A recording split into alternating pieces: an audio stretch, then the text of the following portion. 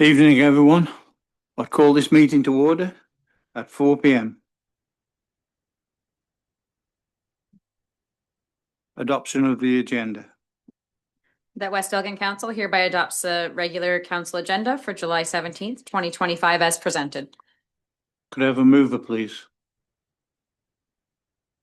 Councillor Denning, seconded. Deputy Mayor Tellier, all in favour? That's carried. Disclosure of any pecuniary interest or general nature thereof? Seeing none. Adoption of the minutes. That West Elgin Council hereby adopt the minutes of June 26, 2025 as presented. Mover, please. Councillor Sousa, seconded. Councillor Statham, all in favour? That's carried. Thank you. Business arising from the minutes. Seeing none. We go to 6, which is staff reports, and we go to 6.1, which is building, the monthly building report for June 2024. Any comments from council? Recommendation, please. The recommendation is that West Elgin Council hereby receives the report from Corey Pemberton, Chief Building Official, regarding Building Department Summary Report for the month of June 2025. Move it, please. Deputy Mayor Tellier, seconded. Councillor Statham, all in favour? That's carried. We go to 6.2.1, Incident Report 2024. Jeff MacArthur, Chief, Fire Chief. Yeah, thanks, Your Worship and Council. I've included the annual incident summary for 2024 for Council's information, and provided some brief highlights just on percentage type of the incidents, and then there's a further breakdown as well just for call types. So happy to answer any questions. Any questions from council? Councillor Denning. Thank you, Mr. Mayor, and through the chair. Thank you, Chief MacArthur. So certainly seems to be an increase in call volume year over year. I'm assuming partly because of the mutual aid agreement that's now in place with paramedic services. Is that what that is, or is it a bounce back to pre-pandemic levels, or a combination of all of those things? Yeah, through the chair to Councillor Denning. So I'd say a combination of reasons. So I think it's 36% medicals. So I know that's one figure we always keep an eye on. I do feel we have a good balance at that percentage. There is more than one department in the county that's twice that percentage wise. So I think we have a nice balance on our medical call percentage. But yeah, I would say a combination of factors. You can kind of see in the second page there the upwards trend. So I would say a combination of just back to kind of normal levels, increased traffic, increased visitors, increased alarm call types, along with increased medicals. Thank you very much. Thank you. Further questions? Seeing none. The recommendation is that West Elgin Council hereby receives the report from Jeff MacArthur, Fire Chief, for information purposes. Move, please. Councillor Denning, seconded. Councillor Sousa, all in favour? That's carried. And we go to 6.2.2, monthly report, May and June 2025. It's over to you again, Jeff. Yes, thank you again, Your Worship and Council. It's been an active couple months for the fire department, for the firefighters. So kudos to everyone. There's been quite a bit of training that's gone on, including recruit our 8 members that were in, 7 of them being new recruits and 1 existing member have graduated back in June. Not that long ago, a few weeks ago, back in June, from the recruit class. So they are awaiting some test results, but will be, and they still have to do hazmat, but will be are well on their way to full certification for firefighting. So congratulations to them. And also, I just wanted to mention, you can see there's quite a few pub ed events as well. And lastly, it's not, I guess it was, sorry, yes, late in the month of June, but the Cruise did have a significant save at the building here in West Lauren. We're just waiting for a few figures that I will share once we have, we're just waiting for some, working with the tenant there, the building owner on contents and value, but it's comfortably a seven-figure save. So it was a great save by the fire departments with some mutual aid assistance. So happy to answer any questions. Questions from council? Seeing none, The recommendation is that West Elgin Council hereby receives the monthly fire report for May and June 2025 from Jeff MacArthur, Fire Chief, for information purposes. could I have a mover, please? Councillor Statham, seconded Deputy Mayor Tellier. All in favour? That's carried. Thank you. And that brings us on to 6.3.1. It's Aqua West Lawn Wastewater Treatment Plant Lagoon Spill. Welcome.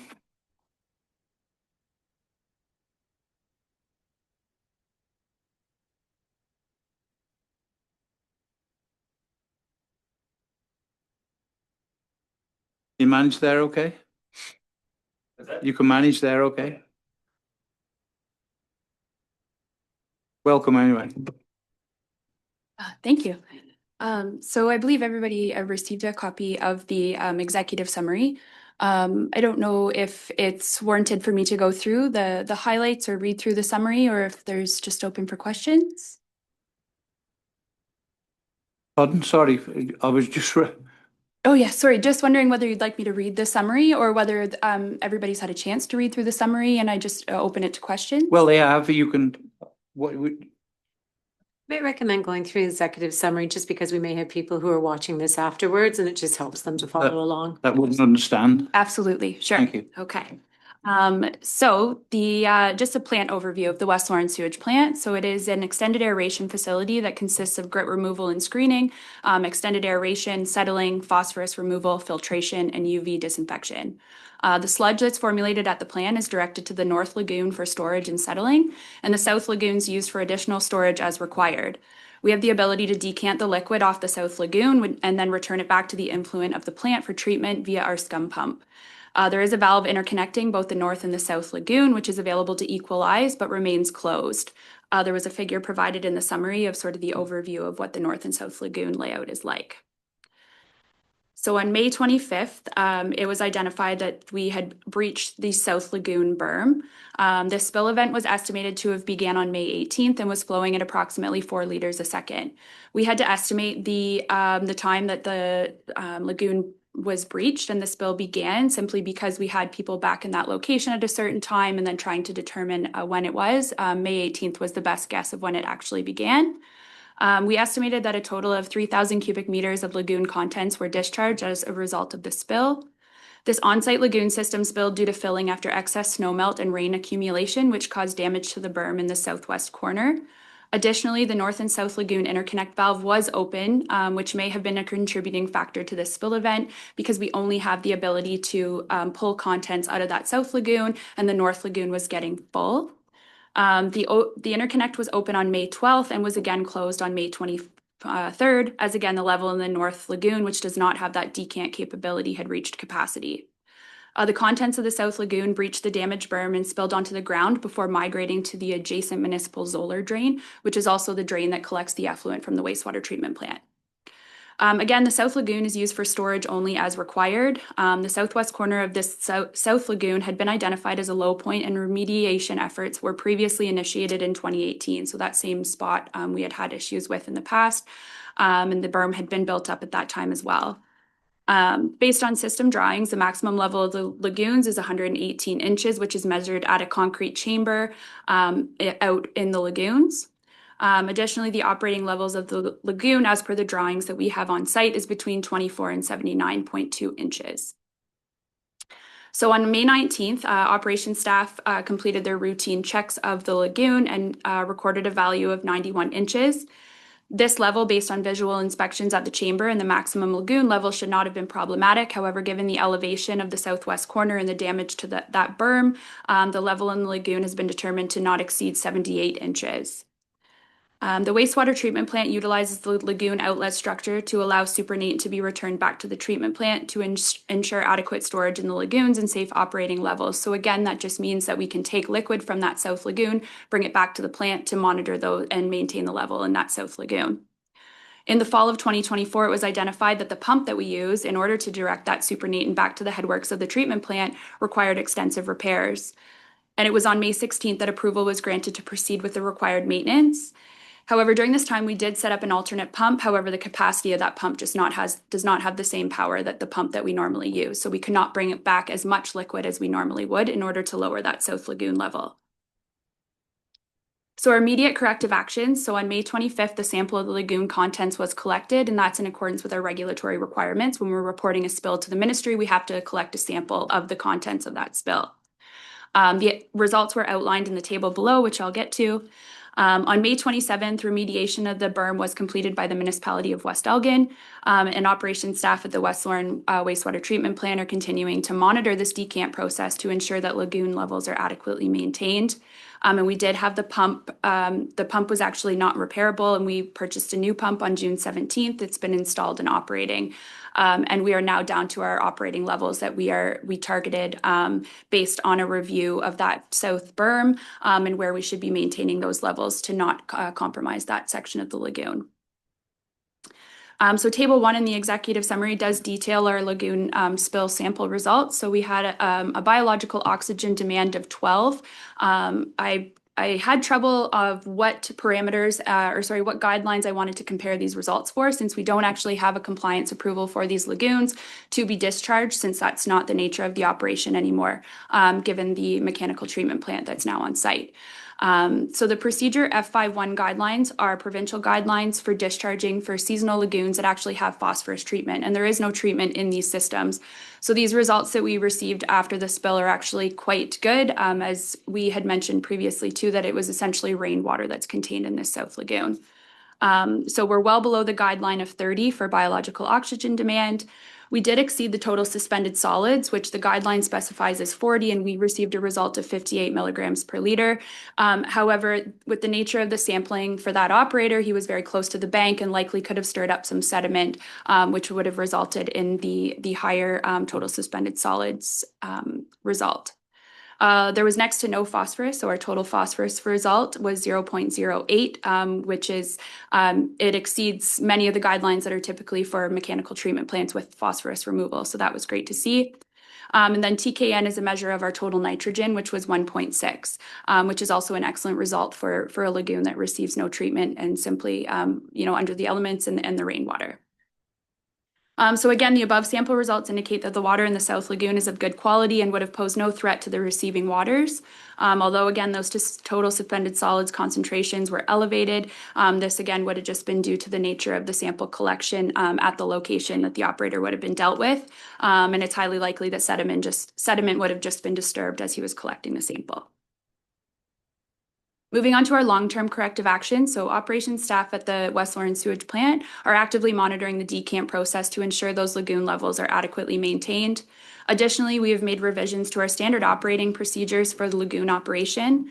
The purpose of this new procedure is to clearly define the monitoring requirements, the operational levels required to be maintained, and our specific decant operations. We've also instated a lagoon weekly inspection sheet that was created to formally document and track the weekly inspections. And capital repairs to the scum pump will also ensure adequate supernatant can be returned to the plant. And as I mentioned, in June, a new pump was purchased and was in place, and we are now pumping the right capacity out of the lagoon to maintain those levels. And lastly, in conclusion, operations staff are committed to the safe and environmentally sustainable operation of the North and South Lagoons. Additional training was provided to all operations staff responsible for the operation and maintenance of the treatment plant, and more specifically the lagoons, to further reinforce the importance of routine monitoring and inspections of these parts of the system. Thank you.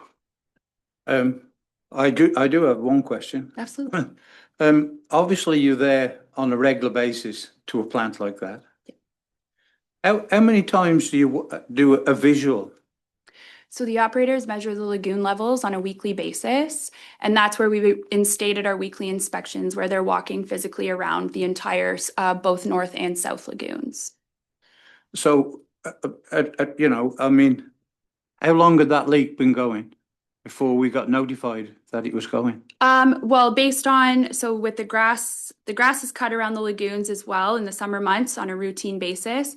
So we expect only about, that would have been just under 3 days.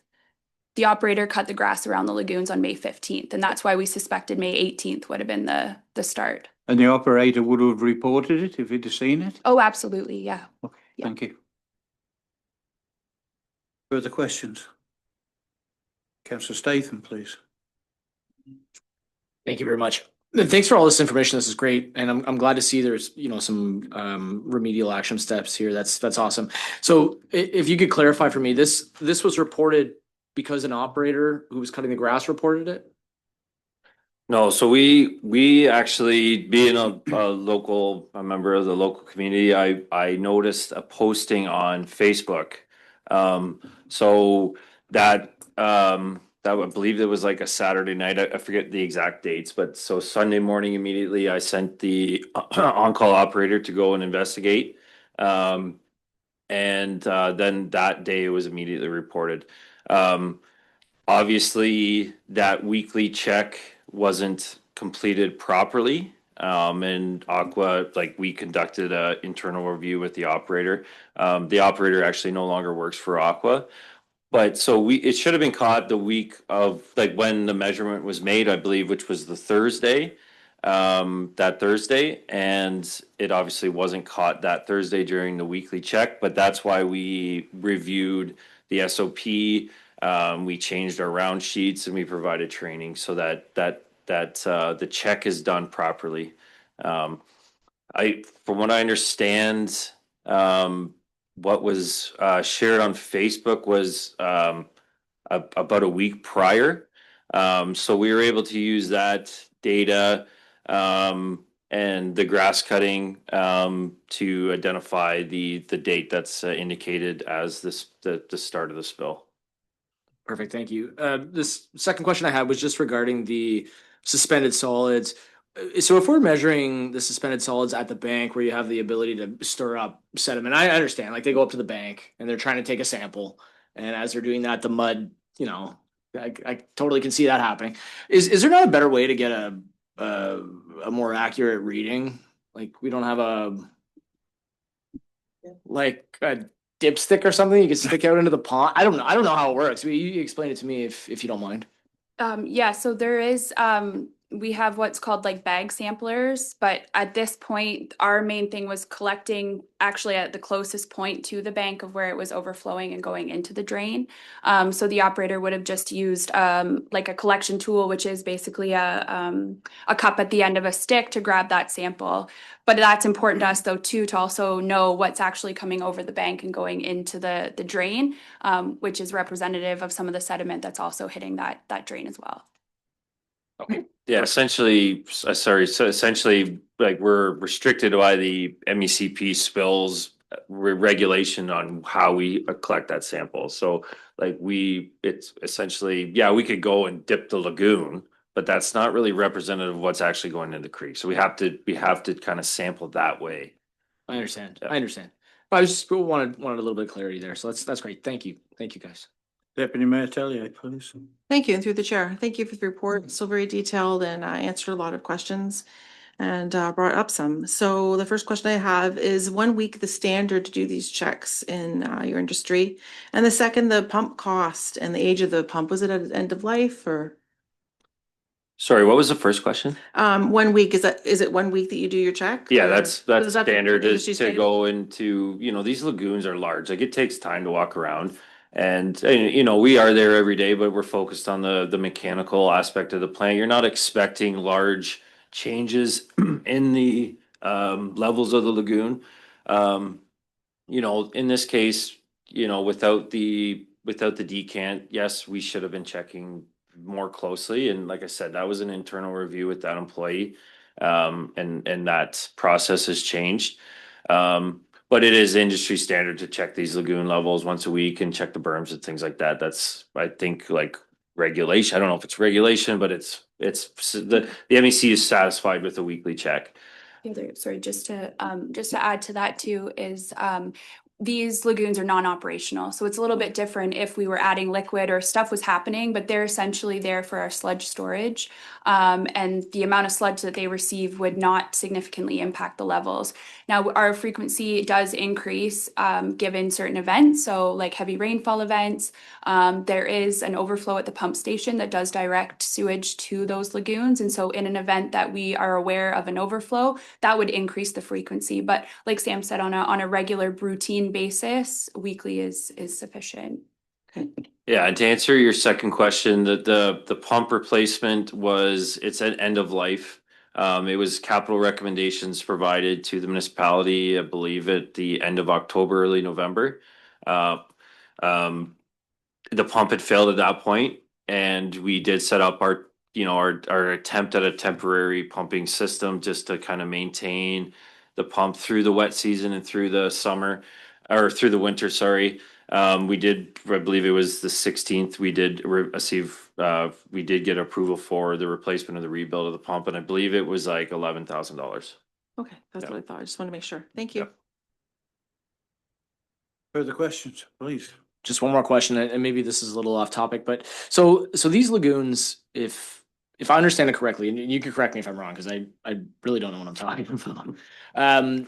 If we had an event where, let's say a heavy rainstorm, where we have a lot of water that's flowing into our sewage system, and we need to these lagoons are meant to support some of that additional influx of water. Is that correct? In this case, yes. In West Elgin's case, yes. Where there have been times when we had the major flooding, like when the basement's flooded. That's what I'm getting at. Yeah, they're not really designed for that, but there is a redundancy in the pump station. So West Lorne has one pump station.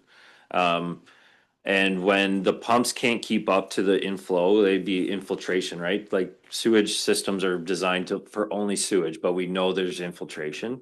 When there's a large rain event and the pumps can't keep up, instead of it backing up because the pumps can't keep up, there may be other reasons why it backs up because of the size of the pumps in the collection system or whatever. But when the pumps can't keep up, there is actually a designed overflow. Instead of it going to the environment, it goes to the lagoon. So a typical lagoon is only going to, in a rain event in a perfect world, would only go up because of receiving the rain.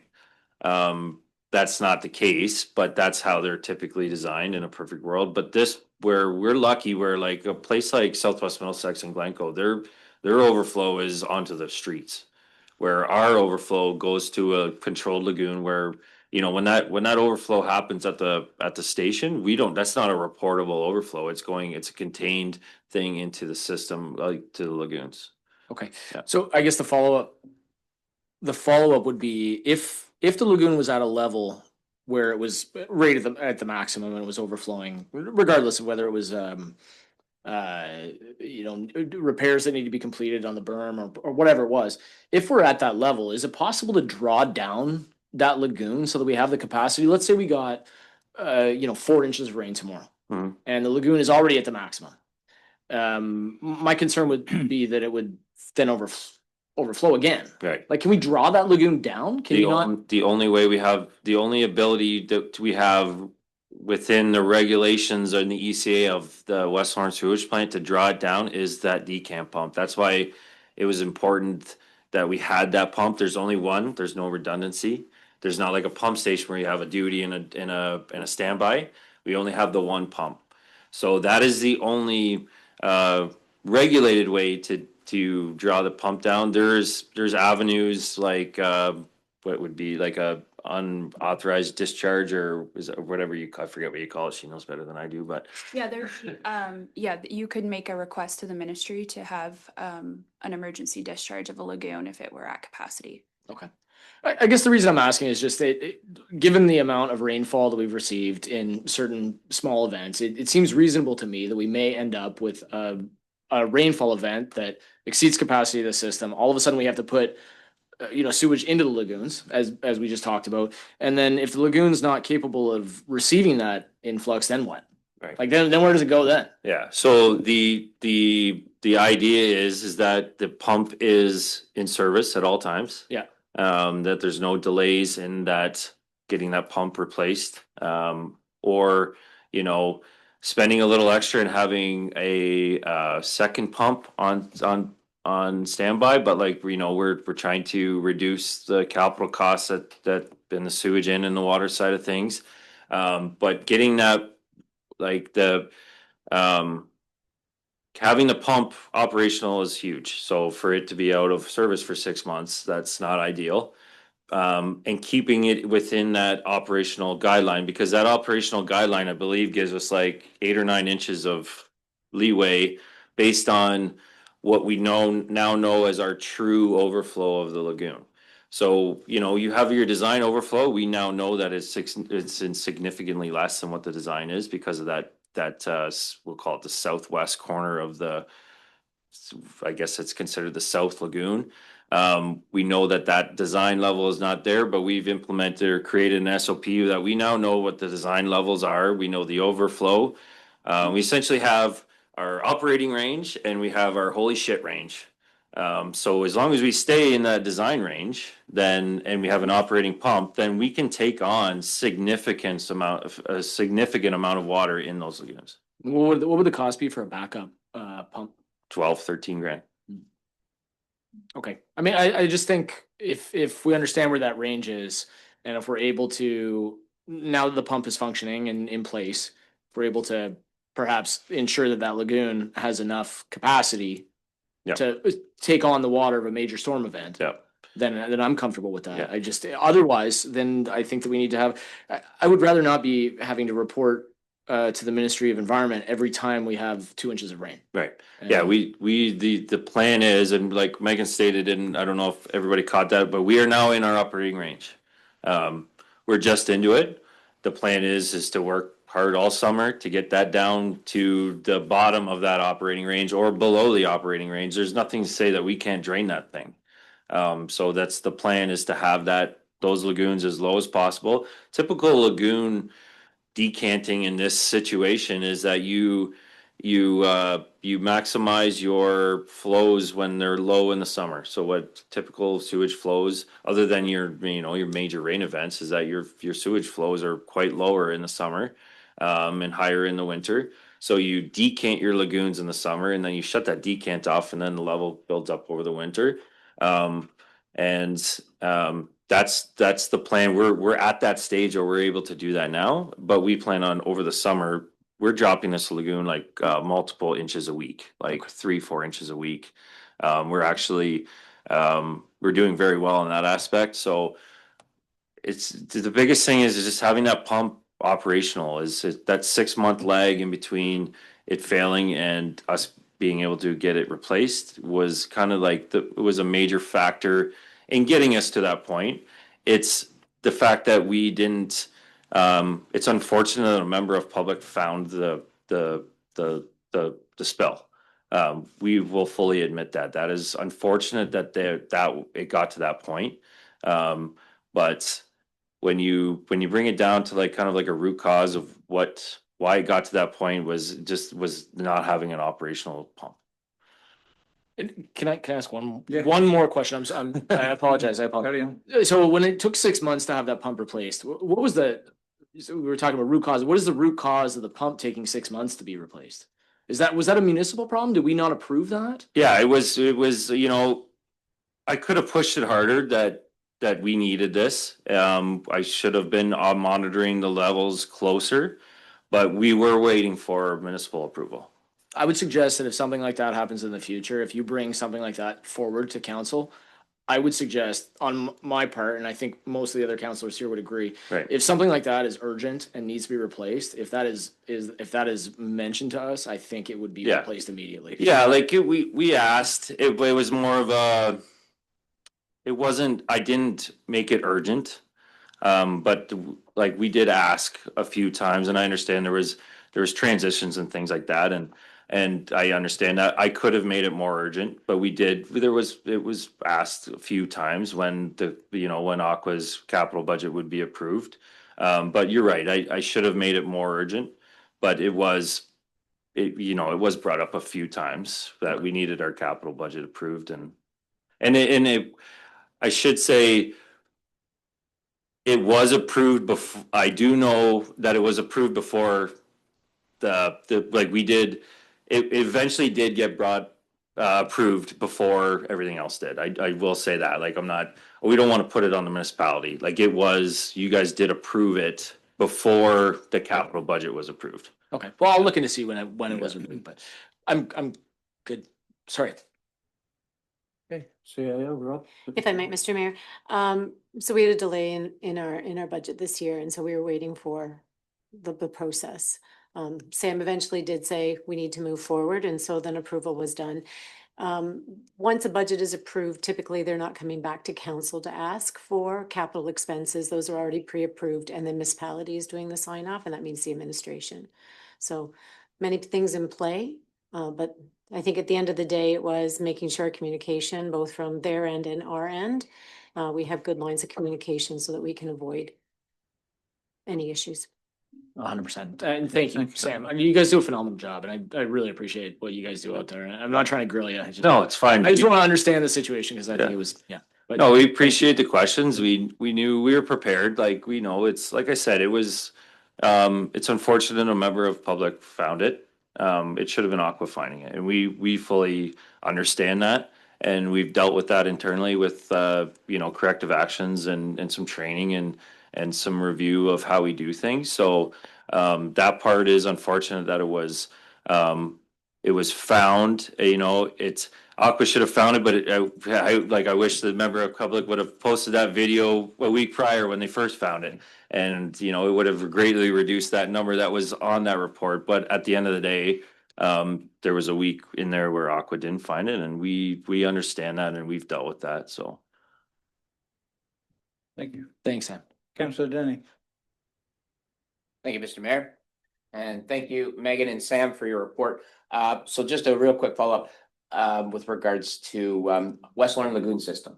Is it a unique system to other systems that Aqua operates, or is there other lagoon systems that function similar to West Lorne within your world? You have two of the exact same style of lagoon, like the Rodney Lagoon functions the exact same way.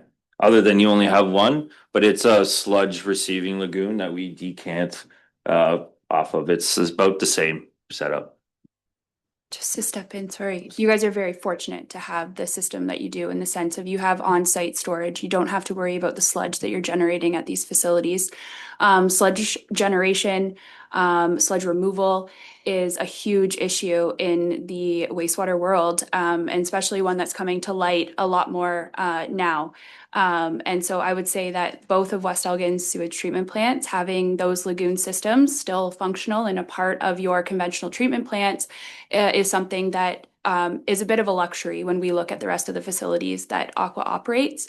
And again, the fact that you don't have to worry about your sludge storage, and also further to your comment, Ryan, to have the capacity to overflow a system and not have to report it and know that it's being contained, and that when we have the capacity, we're able to bring that back to the plant, is something that not many facilities have the function to do. So. Yeah, that's a great point Megan made. Like municipalities that we look after spend hundreds of thousands of dollars on sludge, essentially treatment. You have to dewater it, and you have to store it, and then you have to find somebody that will take it to either land apply it or take it to a landfill or anything like that. It's hundreds of thousands of dollars, and it's only becoming stricter on the rules on disposal and more costly to dispose of. So. Thank you for that. So then my next question would be, does Aqua operate lagoon systems outside of West Elgin that function the same as the West Lorne one and the Rodney? Yes, we do. Yeah. Oh, no. Oh, okay. No. So, Okay, So your lagoon systems to us are sludge storage and receive overflow. So really, they're not operational. We're not sampling those lagoons. We're not really testing those lagoons. That's where the sludge settles, and we decant back to maintain that storage. We do operate lagoon systems that are strictly lagoon operation. So the flow comes in, we've got multiple different cells.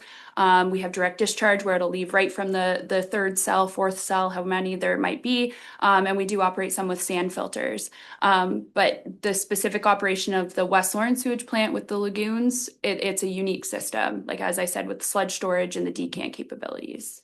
Okay, so that's great. Then that explains why the SOPs that you have looked at, reviewed, and changed Yes. are unique to our individual situation here in West Elgin. Exactly. And yeah, because the difference is, right, our other lagoon systems that we operate, that is our treatment plant. So the checks that the operators are doing at those facilities are a little bit more in depth because we have an approval for the operation of those lagoon systems, some additional requirements, we have different sampling, and that's essentially the treatment plant. Like Sam said, the operator focus is the treatment plant in West Lauren, and we've forgotten about the importance of maintaining our lagoons because they're not operational for the wastewater system. However, we've realized and we know that they need to be maintained in the same way that other lagoons are maintained. And that includes, vegetation growth, making sure that we don't have any residents, rodent residents that are living around the lagoons, to not compromise that part of our system that is still very important to the wastewater treatment plant as a whole. Okay, well, thank you very much. Thank you. Well, I thank you very much for that report. I think everybody is a little wiser or a lot wiser than we were before. So thank you for explaining that in detail. Oh. Thank you.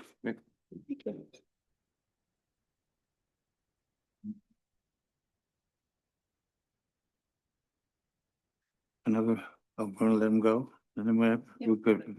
Yeah. The recommendation is that West Elgin Council hereby receive the executive summary from Ontario Clean Water Agency regarding the West Lorne wastewater treatment plant lagoon spill for information purposes. Move it, please. Councillor Statham, seconded. Deputy Mayor Tellier, all in favour? That's carried. Thank you. We go to 7, committee and board reports or updates. I think everybody's had a chance to look at those. This is an update. Pardon? If anybody has any updates. Is there any more updates to go on there? Yes. Councillor Sousa. Well, it's not a committee of council, but Roots and Revival's happening this weekend, so just want to bring that up. It's a very special festival that's happening. And there's a whole bunch of activities and events happening. Heritage Trail happening throughout the weekend. I encourage people to visit the blueberry farms. That's what this festival's around. It's all about the blueberries. Also, let's not forget about our other local farms. There will be farm animals available to visit at New Roots and Eagle. There's plenty of other farms, and please support our farms. They're very special. Also, we have 6 hours of youth open mic, 18 bands. Opening ceremonies being held at Out to Lunch tomorrow for the first few hours.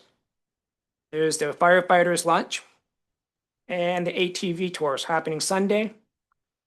There's lots happening. Kids activities. There's pony rides, mini moose, face painting, carnival games throughout Saturday and Sunday, and so much more. Thank you. Okay, thank you. So we move to motion? Yes, go on. Thank you, Mr. Mayor, and through you. I also wanted to mention, with respect to the Economic Development Committee, Madam CAO and I attended a focus group for economic development within the county. I think it was a fairly successful meeting, a lot of good conversation that came out of that. And I'm looking forward to bringing that to our Economic Development Committee, and hopefully we can achieve some sort of synergy between the county and West Elgin. So I don't know if you wanted to add anything, Robin, regarding the meeting, but. No, thank you, Councillor Statham and Mr. Mayor. It really is a survey. The county's looking at their overall economic development plan on how they can help the region. And it certainly was mentioned during that we should be making sure we're focusing on both the macro and the micro, what the region is doing and how the local municipalities then dovetail into that plan. So we don't have duplication of service, but then we're also aligned and working in the same direction. It was a very profitable and I think it was a very profitable conversation to have. Thank you. Okay, anything further? Seeing none, so we go on to notice of motion. Thank you, Mr. Mayor. So I've received two notice of motions, which will be put on the August 14th agenda, both received from Councillor Sosa. So item number 8.1 is removal of surplus land status from Port Glasgow Trailer Park. Again, the motion will not be read, will be on the August 14th. Councillor Sousa, would you like to speak to that? Sure. Through you, Mr. Mayor, council and staff. Regarding my motion to remove the Port Glasgow lands from the surplus designation, I believe this action is another major step in the right direction. One that is both appropriate and necessary, as I feel the land in question is no longer meets the criteria for being considered surplus. In light of previous motion indicating our intention to maintain and preserve this property, it is clear that the land holds ongoing value to our municipality. The site is not only significant due to its rich historical importance, but also presents meaningful opportunities for the future community use. By formally removing it from the surplus list, we affirm our commitment to protecting and utilizing this land in a way that benefits current and future generations of West Elgin. I believe the majority of our community supports the removal of this surplus, and I'm confident we can find a solution that benefits the people of West Elgin. Thank you. Thank you.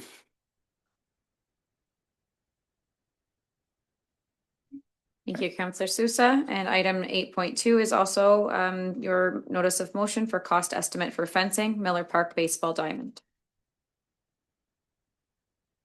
Thank you.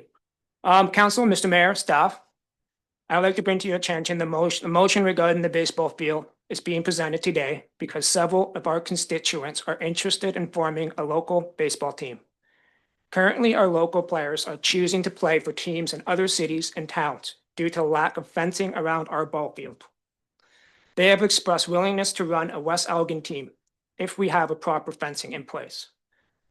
Fencing the field would not only make it more appealing, but it would also encourage our local players to form a team and represent West Elgin rather than joining other teams outside of our municipality.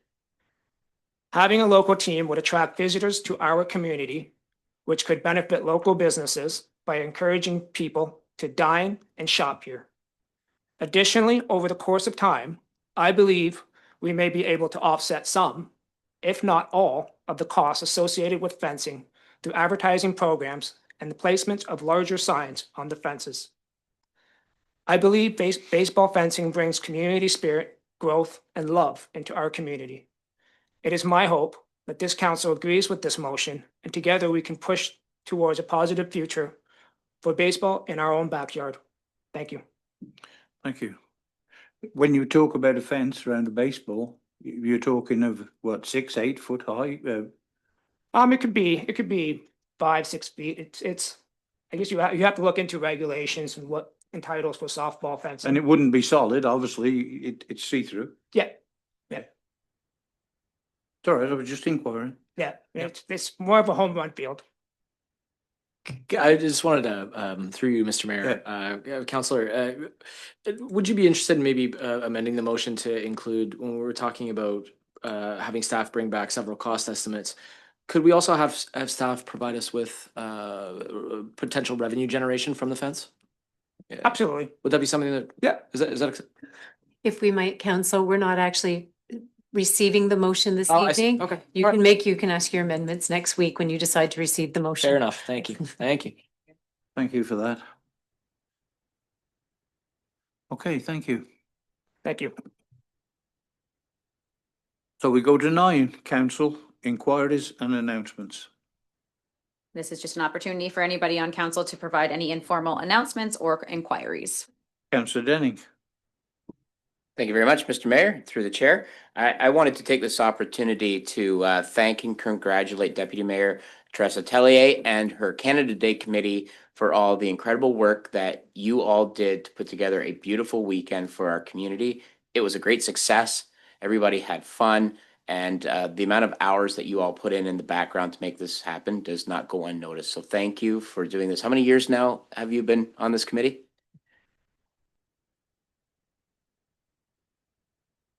Yeah, well, thank you for all that you do, and thank you to the committee for all the great work and making 2025 Canada Day ceremony another great one. Through the chair, Yes. thank you. We had a lot of fun doing it and a lot of laughs and a little bit of heartache too, but it was great. We had lots of fun. So maybe we'll do it again next year. Thank you again. Fireworks were awesome. Thank Awesome. you. Yeah. Unfortunately, I was away, so I couldn't attend that. I usually do, but it's just one of those things. Yes, Councillor Deputy Mayor Tellier. Thank you, through the chair. With the passing of Norman MacPhail, we have 2 spots in 2 of our committees. So if anybody can think of anybody, our Heritage Homes, we have a couple people also, they're at the end of their terms. And so I believe that's November that we'd lose 2 people. So that'd be in total 3 people. I've reached out to a couple different people in the community that I thought they're, ending their careers kind of part-time, bothered them a little bit. So if you can think of any of it at all, and then also for our town hall committee. So yeah, if you can think of anybody, and we're still looking for a youth for our recreation committee. That's been a hard call one. So I did reach out to the grade 8 teachers because you can start your student hours July 1st if you're going into grade 9, and didn't have any luck there, but maybe I will in the fall again. So just if you think of anybody that does any of those realms, that would be great. Thank you. Thank you. So important to keep the members up on these committees. It shares. You get better ideas from more people. Thank you for that. Any more? Yeah, Councillor Denning.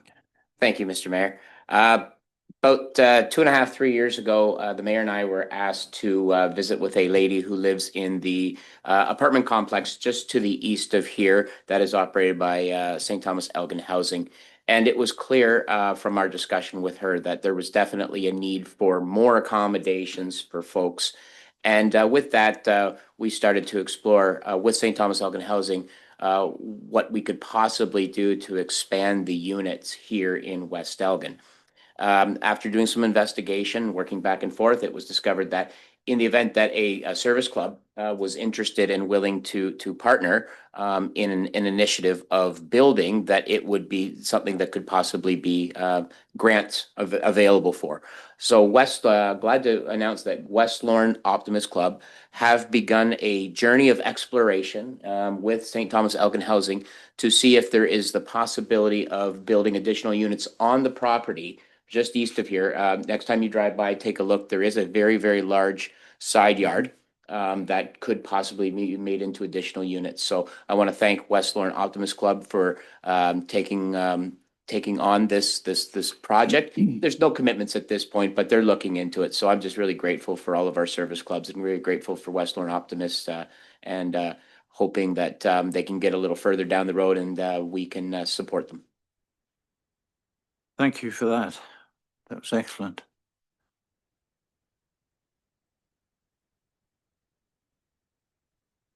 So that was the finish of the inquiries and announcements. So we go to correspondence. Thank you, Mr. Mayor. And as council can see, there's 7 items under correspondence. If any member of council would like to pull any of those for discussion, we can certainly do so and move those under items under discussion. Just a note, item 10.7 is the Elgin OPP 2024 annual report. We will be receiving a delegation in the fall. A date has not been set yet, but communication is in the works to ensure that we will have them coming as a delegation. However, their group does not meet again until September, so they will advise us as soon as possible. Would any members of council like to pull any of those items for discussion? Councillor Statham? Councillor Statham. Thank you very much, Terry, and through you, Mr. Mayor. I just had, I think it's more of a question regarding the development charges, and then I did want to, was interested in the Elgin OPP annual report. If they have a delegation, that's fine.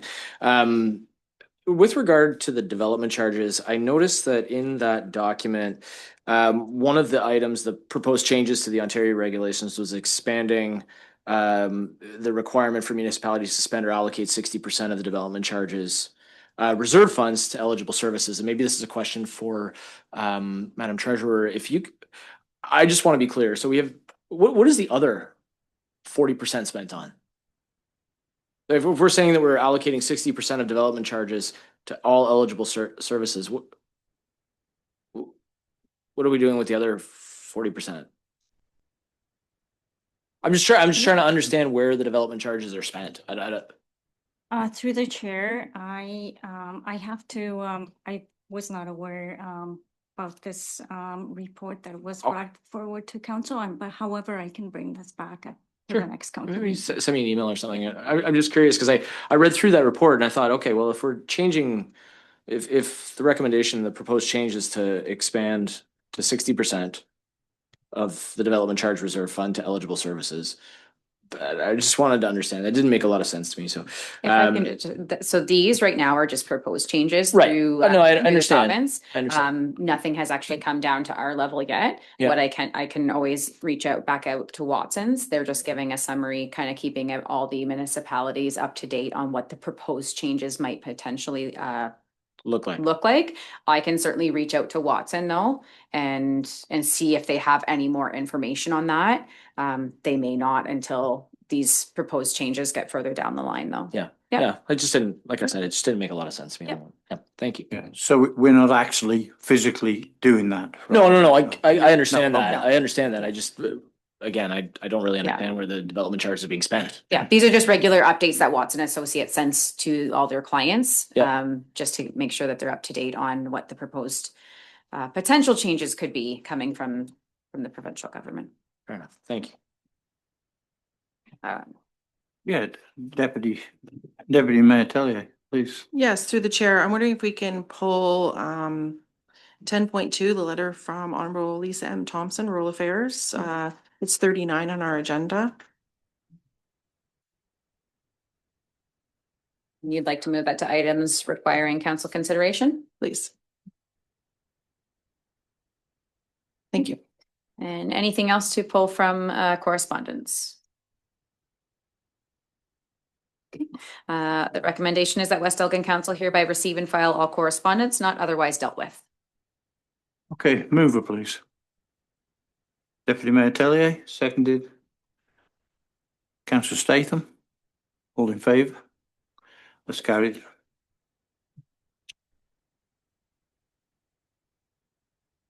Okay, so we go to 11.1. Thank you, Mr. Mayor. This is a notification requirement for a liquor license for the St. Elijah Orthodox Church. As you likely recall, they do send this in every year for their annual event. It's just, as I mentioned, it's a requirement under the Alcohol and Gaming Commission of Ontario. I do like to send a follow-up to them that we have acknowledged it at council. Does any members of council have any questions or concerns? No? I can certainly add that in my letter. The recommendation is that West Elgin Council hereby acknowledge receipt of the event notification from the St. Elijah Orthodox Church for their event to be held on Sunday, August 4th, 2025, as a requirement from the Alcohol and Gaming Commission of Ontario. A mover, please. Councillor Denning, seconded. Councillor Sousa, all in favour? That's carried, thank you. Okay, it takes us to upcoming. We need to add in that item that Councillor Tellier or Oh, Deputy Mayor okay. Tellier pulled out. Deputy Mayor Tellier, so we've pulled out the letter from the Honourable Lisa M. Thompson, Rural Affairs, regarding Rural Ontario Development ROD program. Yeah, I just think it's a great idea to promote this and look at exactly how they're developing in our rural Ontarios, keeping in mind Councillor Statham's narrative all the time that still keeping our rural lands, but developing as well. And what's designated obviously can't be changed, but or could be changed, but not changing it right now. So just looking at a little more information, would you know if it's coming down the line or is this all the information we pretty much have? At this time, this is all the information that I do have on it. But certainly if you would like to make the motion for staff to investigate this further and bring back Just, a I report. don't think we really need a motion, but just to maybe on your radar as it comes in to bring it back to us would be great. CAO, please. Thank you, Mr. Mayor. So this is the Rural Ontario Development Fund. It has come across my desk and we've also pushed it out to our Economic Development Committee, had discussions at the county level as well. So there is grant opportunities. It's a good kind of sound bite, I guess, for our community members.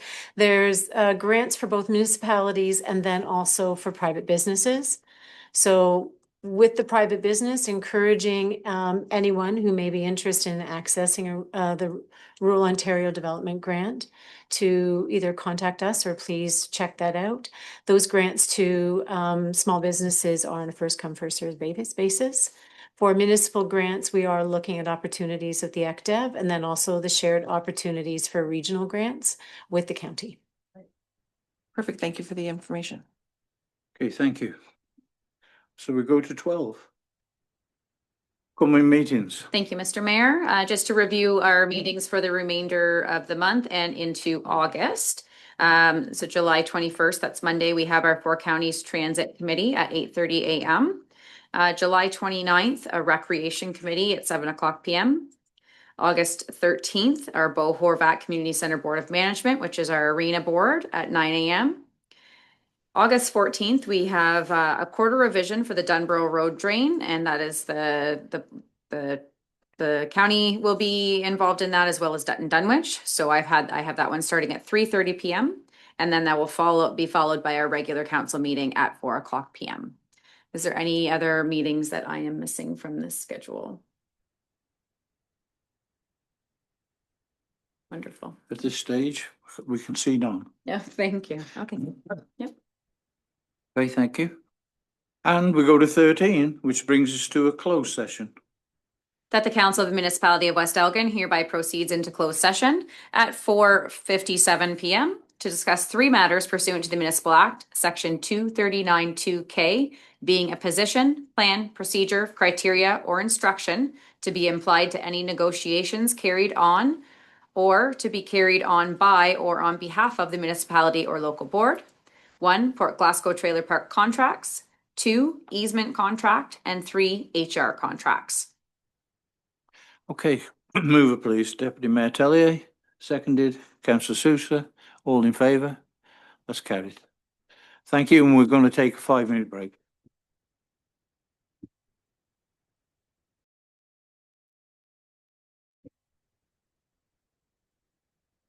We're reporting from closed session.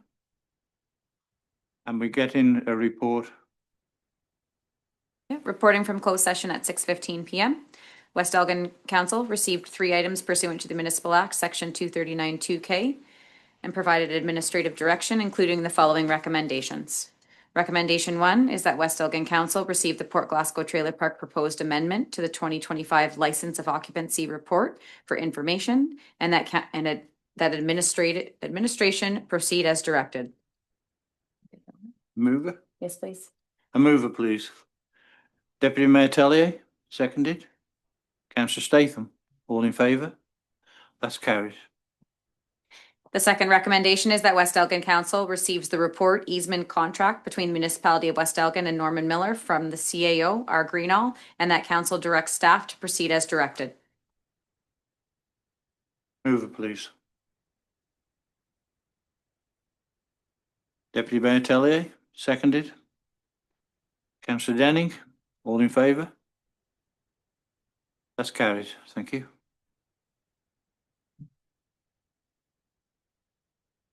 And then we go to the confirming bylaw. That bylaw 2025-43 being a bylaw to confirm the proceeding of the regular meeting of council held on July 17th, 2025 be read a first, second, third, and final time. Mover, please. Councillor Sousa, seconded. Councillor Statham, all in favour? That's carried. Thank you. And that brings us to 16, which is adjournment. That the Council of the Municipality of West Elgin hereby adjourn at 6:17 PM to meet again at 4:00 PM on Thursday, August 14th, 2025, or at the call of the chair. Move it, please. Deputy Mayor Tellier, seconded. Councillor Sousa. All in favour? That's carried. Thank you. Thank you very much.